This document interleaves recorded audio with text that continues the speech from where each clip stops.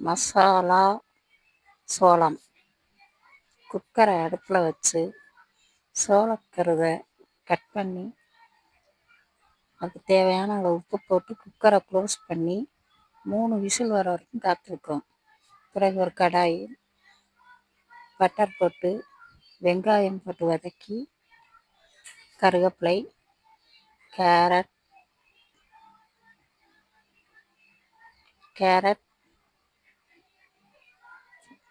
நன்றாக வதக்கி உப்பு,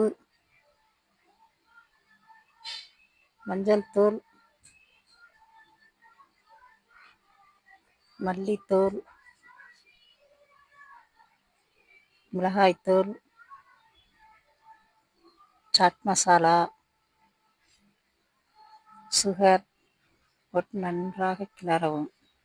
பிறகு உதிர்த்த சோளத்தை அதில் போட்டு நன்றாக வதக்கி மேலே மல்லித்தழை தூவும்.